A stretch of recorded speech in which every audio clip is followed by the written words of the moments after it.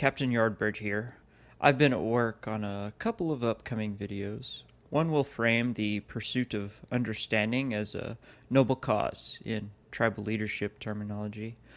Another will be a preface to a larger conversation. But the other night I watched Nico Choski's work on the individual's need to build meaningful friendships, so I thought I'd share a little on the subject. Funny thing is, soon as I had finished scratching out a rough draft for this video, I received a phone call.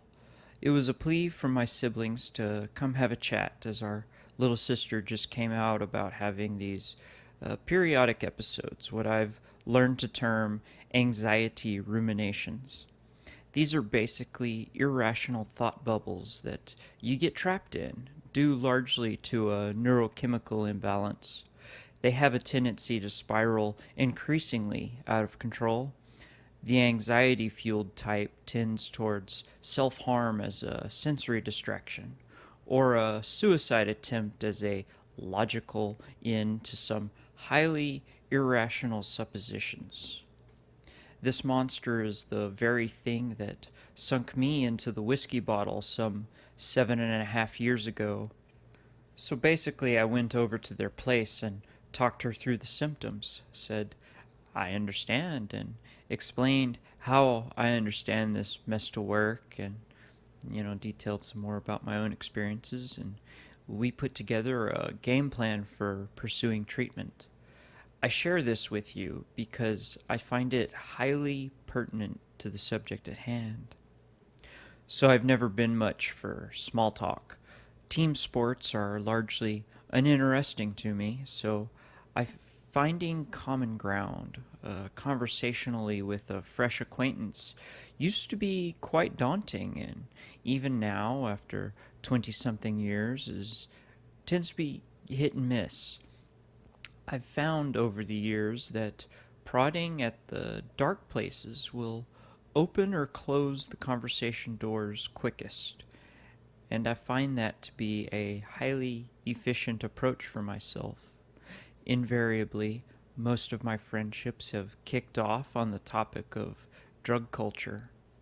There's a certain pleasure in swapping war stories about the stupid shit that we've done.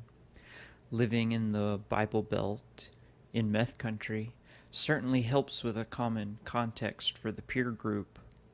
My experience has been that A. Drug culture and mental illness leave similar and overlapping marks on people, which become easy to spot once you have them yourself and build awareness.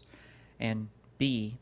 Opening that window with someone conversationally sheds light on the outlines of heavier doors, religion, abuse, similar experiences from the dark places.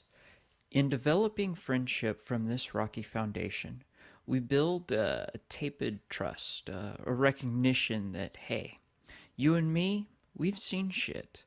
We're familiar with things that polite society prefers to ignore and hold stigma against. So in that way, this subject is a very old sort of red pill. My point is, you've got dark things hidden in you, and there's a strong chance that you know people with similar ghosts. Don't suffer them in solitude. Find a window, give it a prod, a peek. Embrace the shadow,